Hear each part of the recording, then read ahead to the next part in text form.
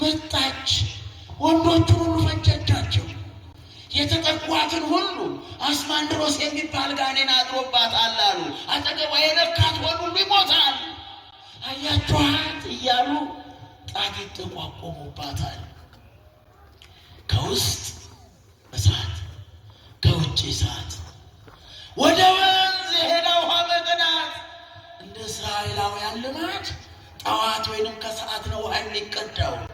ወደ ወንዝ የሚቀደው ወይ ጥላ ሲበር ወይንም ማለዳ ነው። እሷ ግን ማለዳ እንዳትሄድ የእስራኤላውያን ቆነጃጅት አሉ።